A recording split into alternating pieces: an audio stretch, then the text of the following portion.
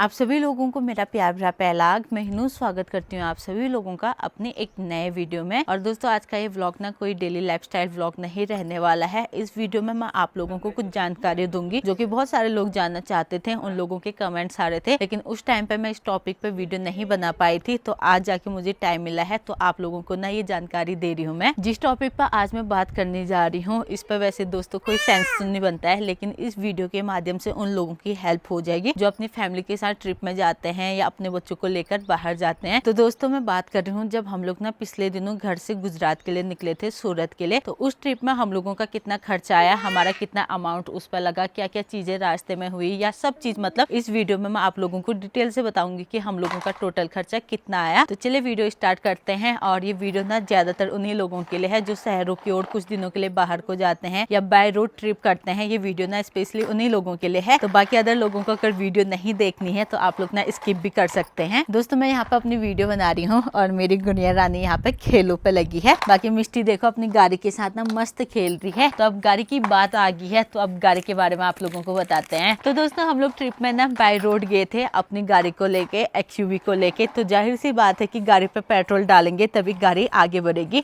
तो ट्रिप के जो खर्चे हुए थे ना उनको मैंने 4 भागों में बांट दिया है। पहला है इसमें गाड़ी, और गाड़ी चल रही है जब तो रोड का टोल टैक्स भी देना ही पड़ेगा, और टोल टैक्स दे रहे हैं और सफर में आगे को बढ़ रहे हैं गाड़ी में और अपनी फैमिली के साथ। तो रहने के लिए होटल भी ढूंढना ही पड़ेगा क्योंकि लंबा सफर है, जब तो हम लोग डायरेक्ट तो नहीं पहुंच सकते, हम लोगों को रुक रुक के जाना था। तो हम लोगों ने होटल वगैरह भी किया था।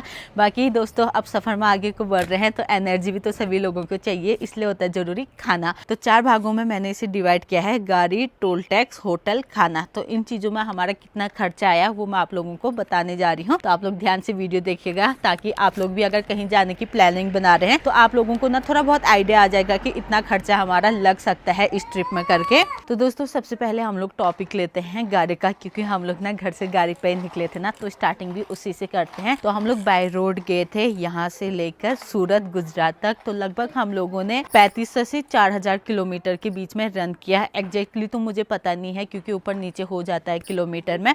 और हम लोग यहाँ से हल्द्वानी होते हुए, दिल्ली होते हुए, फिर कोटा राजस्थान के रास्ते, उसके बाद हम लोग निकले थे सूरत के लिए और वापसी में हम लोग आए थे जयपुर होते हुए। तो इस वजह से ना थोड़ा बहुत किलोमीटर का फर्क पड़ जाता है। तो हम लोगों ने ना 3500 से 4000 किलोमीटर का सफर किया था। और 4000 किलोमीटर के सफर में हमारी गाड़ी पे कितने का तेल गया। तो दोस्तों पेट्रोल पे ना सबसे पहले डिपेंड करता है कि हमारी गाड़ी कितनी माइलेज दे रही है। तो हमारी एक्सयूवी ना हाईवे पे माइलेज दे रही थी 8, 9, 10 का। तो सबसे ज्यादा ऊपर ना 10 ही जा रहा था, इससे ज्यादा का माइलेज हमें नहीं मिल रहा था। तो 8, 9, 10 के माइलेज पे हमारी गाड़ी ने टोटल तेल पिया 40,000 का। तो 3500 से 4000 किलोमीटर के रन पे हमारी गाड़ी पे 40,000 का तेल गया। बाकी दोस्तों कहीं कहीं पे किलोमीटर का भी फर्क पड़ जाता है और कहीं पे ना ट्रैफिक वगैरह था तो उस पर भी हो जा रहा था। और नीचे को तो गर्मी थी तो हम लोगों ने ना दोस्तों नीचे शहरों पे ना एसी भी चलाई हुई थी गाड़ी पे, बीच बीच में हम लोग एसी का भी यूज कर रहे थे। तो दोस्तों हमारी गाड़ी पे तेल गया 40,000 का। तो ये मोटा मोटा है। बाकी ना अपनी गाड़ी के माइलेज और थोड़े बहुत जो गाड़ी के कंडीशन वगैरह होते हैं ना उस पर डिपेंड करता है, और थोड़े बहुत ना किलोमीटर पे भी डिपेंड करता है कि आप किसके रास्ते या कहाँ से जा रहे हो,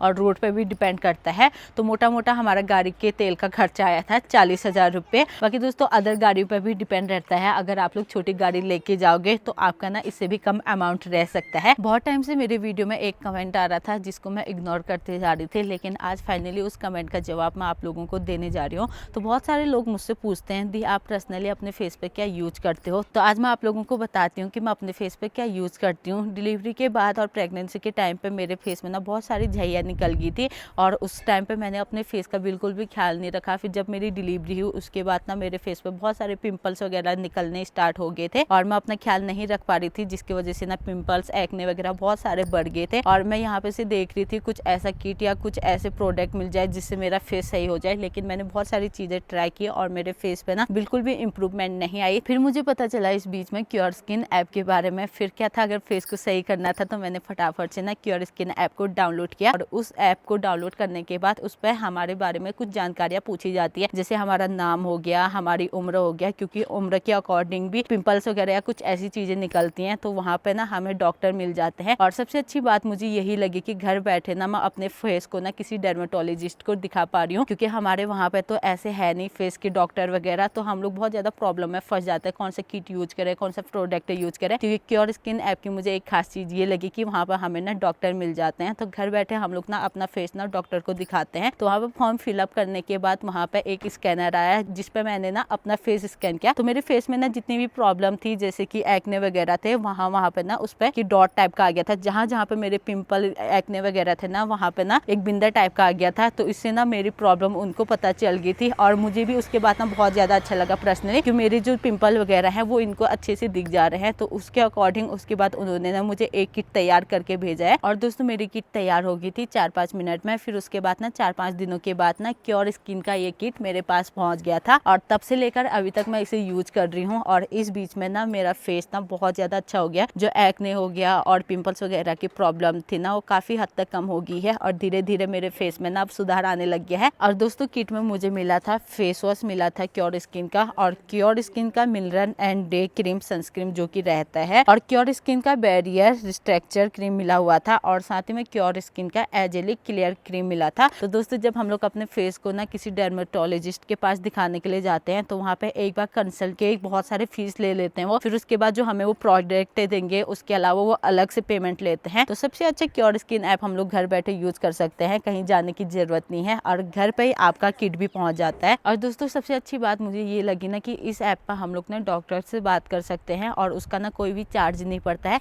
बस आप लोगों को चार्ज पड़ेगा जो किट आपकी बनेगी और ये चीज़ें हम लोगों को ना वैसे भी मार्केट से खरीदनी होती है। तो वहाँ से डॉक्टर के सलाह होने के बाद ना ये किट हम तक पहुँचाई जाती है। तो अभी भी मैं इस किट को यूज कर रही हूँ। और दोस्तों किट का ना अलग अलग भी रहता है, जैसे ना आपकी फेस की जो प्रॉब्लम होगी उसके अकॉर्डिंग आप लोगों तक किट पहुँचाई जाएगी। जैसे मेरी एक्ने की प्रॉब्लम थी और मेरा फेस ना बहुत ज़्यादा ऑयली वाला है तो इस वजह से मुझे ये किट दिया गया था और ये किट मुझे प्राप्त हुआ था मात्र 1500 रुपये पे। और दोस्तों आप लोगों के लिए तो डिस्काउंट भी है, अगर आप लोग मेरा कूपन कोड यूज करते हो हिन्नू100 करके तो आप लोगों को ना 100 रुपये का ऑफ भी मिलता है। तो फटाफट से जाइए क्योर स्किन ऐप डाउनलोड कीजिए, लिंक डिस्क्रिप्शन पे है। दोस्तों अगला हमारा आता है टोल टैक्स। हम लोग बाय रोड सफर कर रहे हैं वो भी शहरों में और टोल टैक्स ना पड़े ऐसा हो ही नहीं सकता है। तो अब मैं आप लोगों को बताऊंगी कि इस सफर में हमारा ना टोल टैक्स कितना पड़ा हुआ था टोटल। तो वैसे एग्जैक्टली हमें याद नहीं है कि हम लोगों को रास्ते में कितने टोल टैक्स वाली जगह मिले क्योंकि हम लोगों का ना रूट अलग अलग था। तो इस वजह से हम लोग ना आप लोगों को क्लियरली नहीं बता सकते कि इतना ही पड़ता है करके।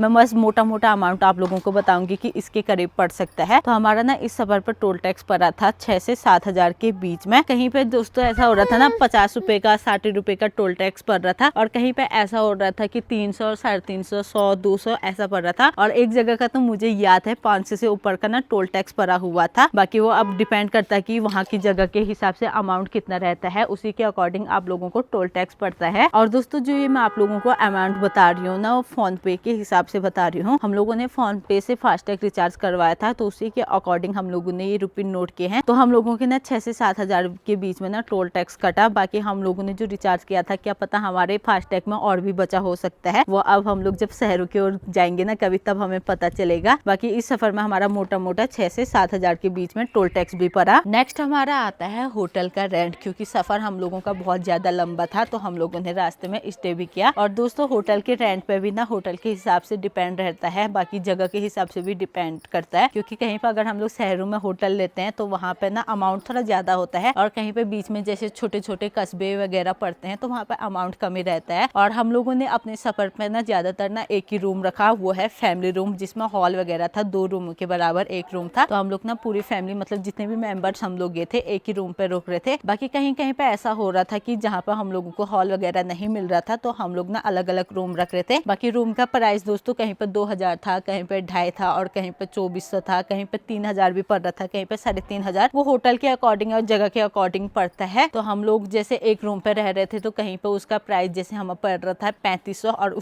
अगर उसी होटल पे हम लोग 2 रूम करते तो उसका प्राइस 4000 4500 के करीब पड़ रहा था। मतलब ज्यादा उसमें ना अंतर नहीं था, बस ये था कि हॉल पे सारी फैमिली मेंबर्स हम लोग साथ में रह सकते हैं, इसलिए हम लोग ने ज्यादातर हॉल ही कर रहे थे। तो दोस्तों इस सफर पर हमारा ना होटल का टोटल रेंट आया था 30,000 के करीब। बाकी अगर आप लोग भी ऐसे होटल वगैरह पर रुकते हैं तो वो ना रुकने पर भी डिपेंड करता है कि आप लोग कौन से होटल पे है, जगह के हिसाब से भी डिपेंड करता है क्योंकि होटलों के रूम के प्राइस ना ऊपर नीचे होते रहते हैं। दोस्तों अब आते हैं मोस्ट इम्पोर्टेंट चीज में जो रहता है खाना पीना। और खाने पीने का हम लोग ये भी कह सकते हैं जो अपनी गाड़ी लेकर नहीं जा रहा है या टैक्सी गाड़ी पे या किसी की गाड़ी को लेकर जा रहा है उसका अमाउंट तो अलग रहता है, लेकिन जो खाने का अमाउंट रहता है ना वो एक जैसा रहता है। मतलब सभी लोग खाने के शौकीन भी होते ही हैं और खाना मोस्ट इंपॉर्टेंट होता है हमारी बॉडी के लिए, तभी तो एनर्जी आती है, तभी तो हम लोग सफर में आगे बढ़ेंगे ना। तो खाने पे भी ना दोस्तों हमारा खर्चा ना ठीक ठाक ही आया था, जिस अकॉर्डिंग हम लोग थे। और कहीं कहीं पर ऐसा भी हो रहा था जैसे मॉर्निंग का नाश्ता हम लोग नहीं कर रहे थे, क्योंकि हम लोग चूल्हा वगैरह साथ में ले गए थे बच्चों का खाना बनाने के लिए। तो नाश्ते वगैरह पे क्या हो रहा था ना, जैसे मैगी हो गया, कुछ ऐसी चीजें हम लोग ना खुद ही बना ले रहे थे। कभी चाय ऑर्डर कर रहे थे तो ब्रेड वगैरह खा ले रहे थे। तो नाश्ता हमारा मोस्टली कम ही हो रहा था, सीधे डिनर और साथ में लंच वगैरह हो रहा था। तो मोटा इसमें हमारा कितना खर्चा आया था आप लोग गैस करो, मैं थोड़ी देर में आप लोगों को बताती हूँ। और खाने का ऐसा भी होता है ना कि मेंबर के ऊपर भी डिपेंड करता है। हम लोग सफर में 5 लोग थे, तो 5 लोग के अकॉर्डिंग मैं आप लोगों को बता रही हूँ। और खाने पे ऐसा था दोस्तों, कहीं पे ना मतलब बिल वगैरह ज्यादा ही आ रहा था और कहीं पर ना ठीक ठाक ही आ रहा था। बाकी जो पहाड़ से ना बाहर को जाते हैं ना, उन लोगों को तो ये अमाउंट ना ज्यादा ही लगेगा एक टाइम के खाने का, क्योंकि हम पहाड़ियों का ये है ना, यहाँ पे क्या होता है 100 रुपए में आप लोगों को पेट भर के खाना मिल जाता है। जैसे हम लोग भरारी बागेश्वर जाते हैं ना, तो वहाँ पे थाली सिस्टम होता है और पेट भर के आप लोगों को खाना मिलता है। तो स्टार्टिंग पे ना मैं अपना अनुभव आप लोगों को बता रही हूँ। जब मैं स्टार्टिंग में पहले शहरों की ओर गए थे, तो ऐसा जैसे उसमें लिखा होता है ना फुल थाली इतने की मिलेगी और ऑप्शन दिखाई देते हैं, तो मतलब पहाड़ी बंदा ये समझता है यार फुल थाली है, इसी को ऑर्डर कर लेते हैं, कम प्राइस भी है और खाना भी पेट भर के मिलेगा। लेकिन ऐसा नहीं होता है दोस्तों, शहरों में ये होता है थाली वाला सिस्टम होता है ना, एक बार जो उसमें आप लोगों को खाना दिख गया ना, वही आपका रहता है। अगर उसके अलावा आप कुछ अदर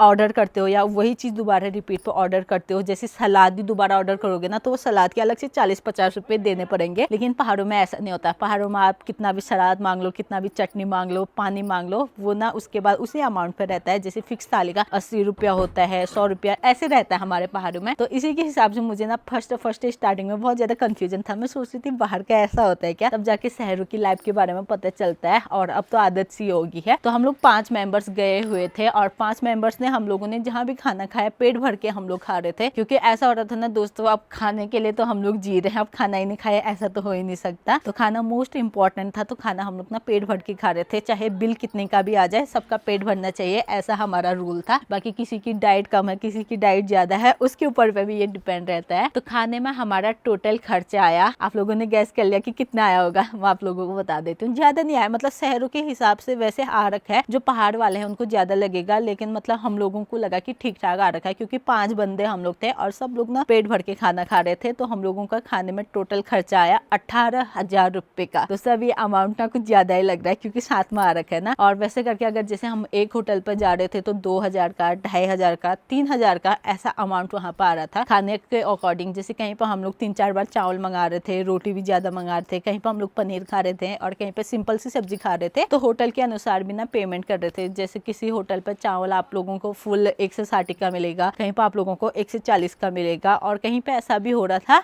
रेट जैसे 140 था और उसके अकॉर्डिंग ना चावल हमें ठीक लग रहे थे, मतलब 140 के अकॉर्डिंग चावल हमें ज्यादा ही मिल रहे थे। और कहीं पे ऐसा था कि रेट 180 था या 160 था, तो चावल ना दोस्तों इतने से मिल रहे थे। वहां बस ना वो तौल जे और क्या बोलते हैं गिलास हो गया, बाल्टी जैसा आता है दोस्तों, बाल्टी में दाल तो गिलास के बराबर भी नहीं आती है। मेरे ससुर जी ने जब फर्स्ट टाइम ऐसा वाला खाना खाया तब वो बोलते बाल्टी आ गई इसमें तो फुल दाल होगा, बोला वहां देखा तो 1 दारू के बराबर दाल निकला। तब मेरे ससुर जी शौक हुए। जब फर्स्ट टाइम हम लोगों ने उन्हें ऐसे बड़े रेस्टोरेंट में खाना खिलाया था हल्द्वानी पे, तो ससुर जी का रिएक्शन उस टाइम पे ना दोस्तों गजब वाला मिला था। शायद जो मेरे डेली व्लॉग देखते होंगे उन्होंने देखी होगी वाली व्लॉग वाली वीडियो, तो उसी के अकॉर्डिंग मैं आप लोगों को बता रही हूँ। बाकी दोस्तों खाने का आप लोगों के ऊपर भी डिपेंड करता है, मेंबर्स के ऊपर डिपेंड करता है, आप कितना खाते हो, आपकी डाइट कितनी है उसके ऊपर डिपेंड करता है। बस ये है कि मोटा मोटा खर्चा हमारा ना दोस्तों 8-10 दिन का 18,000 रुपए आए थे। और ये जो मैं आप लोगों को बिल बता रही हूँ ना, ये ब्रेकफास्ट, लंच और डिनर का है। इसके अलावा जो हम लोग गाड़ी में चटर पटर फ्रूट्स वगैरह और नमकीन बिस्किट वगैरह खा रहे थे ना, ये हम लोगों ने नहीं लिखा था, क्योंकि ये नॉर्मली होता है। अब जिसको जो खाने का मन हुआ तो थोड़ा बहुत ये चीजें फ्रूट्स वगैरह हम लोग बच्चों के लिए रख रहे थे। कहीं पर 50-60 रुपए के अमरूद वगैरह मिल रहे थे। सो गाइस, मैंने आप लोगों को अभी तक का जितना भी अमाउंट बता रखा है, तो अब टोटल उसे जोड़ते हैं कि हमारा कितना आया। तो स्टार्टिंग तेल पर हमारा आया 40,000 और उसके बाद टोल टैक्स पर हमारा आया 6 से 7,000 के बीच पे, और उसके बाद होटल पर रहने का हमारा खर्चा आया 30,000 और उसके बाद खाने पर हमारा आया 18,000। और इसके अलावा भी हम लोगों ने काफी सारी चीजें की, जैसे हम लोग वहाँ पे बीच पे गए थे, कैमल पे बैठे, गाड़ी पे बैठे, तो ये दोस्तों अलग खर्चा रहता है। और इसके अलावा जो हम लोगों ने शॉपिंग वगैरह की थी ना दोस्तों, उसका खर्चा अलग से है। अगर वो जोड़ने बैठ जाएंगे ना फिर वो लंबा हो जाएगा। जो शॉपिंग वगैरह का रहता है ना, वो पर्सनली अपना भी रहता है। अगर आप लोगों को जिस चीज की जरूरत है या जो चीज पसंद आ गई आप अपने अनुसार खरीदते हैं, तो इसके बारे में मैं कुछ कह नहीं सकती। बस मोटा मोटा जो हमारा आने जाने में खर्चा लगा ना, जो ये मोस्ट मोस्ट इम्पोर्टेंट होते हैं खाना, रहना, टोल टैक्स और गाड़ी का तेल। अगर आप अपनी गाड़ी से जा रहे हो तो ये चीज मेन रहता है, इसलिए मैं इसी टॉपिक के ऊपर पे वीडियो बना रही हूँ। तो टोटल खर्चा हमारा पड़ रहा है अभी जैसे इसे जोड़ के 96,000। और जैसे कि मैं आप लोगों को बता रही हूँ थोड़ा बहुत ना नीचे ऊपर भी हो जाता है, हम लोग मोटा मोटा ही जोड़ रहे हैं। तो इस ट्रिप में आप लोग मान सकते हैं कि टोटल हमारा खर्चा आया